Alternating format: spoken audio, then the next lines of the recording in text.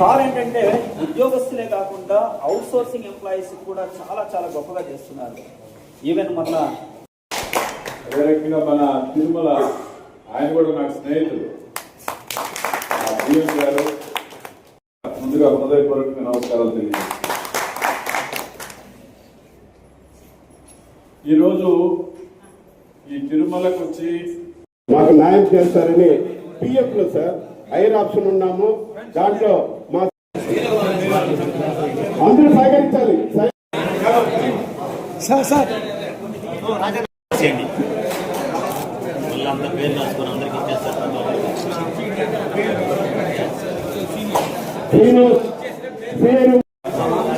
Grade 2 CR Hemachalam Chiranjeevi అందరూ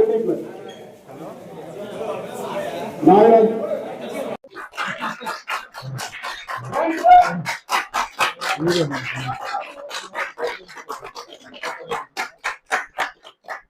ఇంకోటి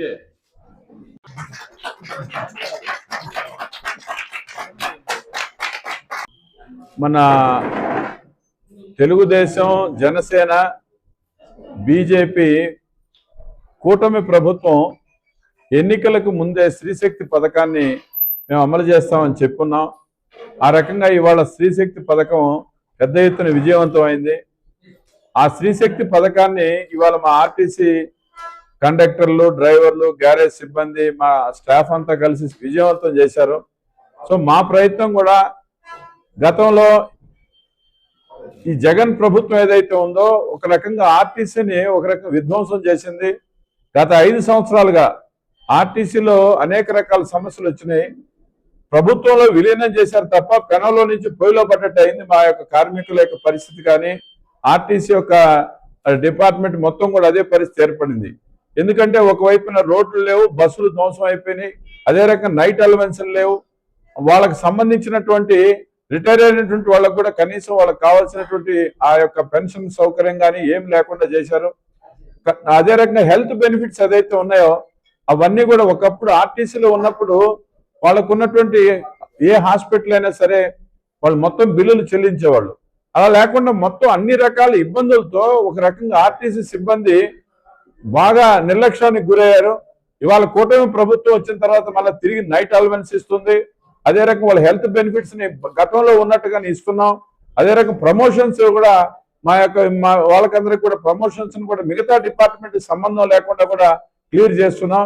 ఈ రకంగా ప్రభుత్వం ఇవాళ ఆర్టీసీ అనుకూలమైన ప్రభుత్వం రావడం అనేటువంటిది మా కార్మికులకు మంచి పరిణామం. అది ఒక వైపున జరుగుతోంది. రెండో వైపున ఇవాళ పెద్ద ఎత్తున ప్రయాణికులు మా బస్ స్టేషన్స్కి వస్తున్నారు. ఓఆర్ పెరిగింది.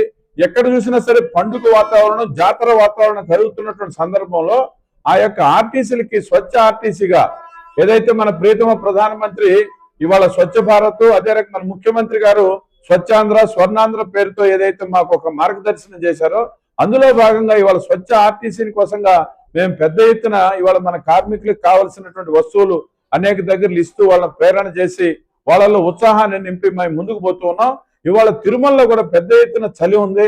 మా యొక్క సిబ్బంది మొత్తం కూడా ఆ చలితో ఇబ్బంది పడుతున్నారు. అనేక సంవత్సరాలుగా ఈ కోరిక ఉంది వాళ్ళకి. వాళ్ళు ఈ చలి కోట్లు తీసుకొచ్చి ఇవ్వాలనే ఆలోచనతో ఈరోజు ఇచ్చాం. ఇవి ఒక్కటే కాదు, కార్మికుల శ్రేయస్సు కోసం ఈ ప్రభుత్వం పాటుపడుతుంది. అంచెలంచెలుగా వాళ్ళకు ఉన్నటువంటి సమస్యలన్నీ కూడా పరిష్కరిస్తామని చెప్పి తెలియజేస్తున్నాను. 20,000 రూపాయలతో ఈ చిన్న ఇది ఉడతా భక్తి దీంతో ఏదో అయిపోయిందని కాదు. మా ప్రభుత్వం కానీ మేము కానీ కార్మికులకు అనుకూలంగా ఉంటాం తప్ప 1/19 అమలు జరపని వాళ్ళ కోరిక. మా ప్రభుత్వం కూడా అదే ఆలోచనతో ఉంటుంది. ఈ ప్రభుత్వం ఈ కార్మిక శ్రేయస్సు ప్రభుత్వం అని చెప్పి సందర్భంగా తెలియజేస్తుంది.